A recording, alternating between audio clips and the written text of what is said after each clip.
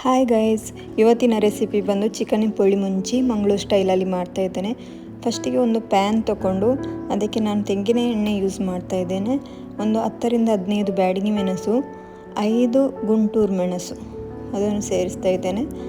ಸೇರಿಸಿ ಚೆನ್ನಾಗಿ ಫ್ರೈ ಮಾಡ್ಕೊಳ್ಳಿ. ಫ್ರೈ ಆಗ್ತಾ ಉಂಟು ನೋಡಿ.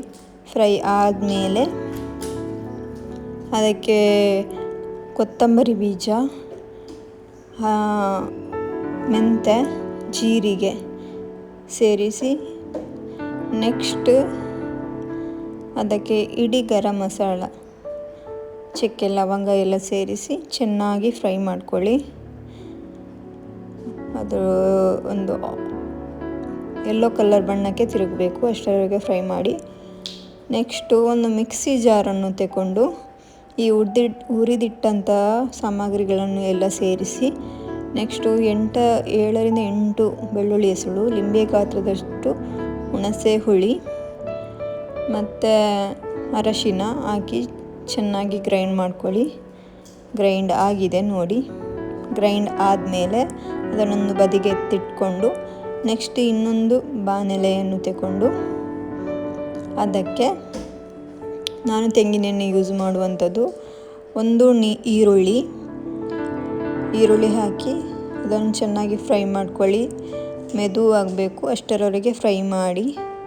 ಫ್ರೈ ಆದಮೇಲೆ ಬೇವರೆ ಸೊಪ್ಪನ್ನು ಹಾಕಿ ಆದಮೇಲೆ ಸ್ವಲ್ಪ ಶುಂಠಿ ಹಾಕಿ ಚೆನ್ನಾಗಿ ಫ್ರೈ ಮಾಡ್ಕೊಳ್ಳಿ. ಆದಮೇಲೆ ಹಸಿಮೆಣಸು, ಒಂದು ಟೊಮೆಟೊವನ್ನು ಸೇರಿಸಿ ಚೆನ್ನಾಗಿ ಫ್ರೈ ಮಾಡ್ಕೊಳ್ಳಿ. ಎಲ್ಲ ಫ್ರೈ ಆದಮೇಲೆ ಫ್ರೈ ಮಾಡ್ಕೋಬೇಕು ಚೆನ್ನಾಗಿ.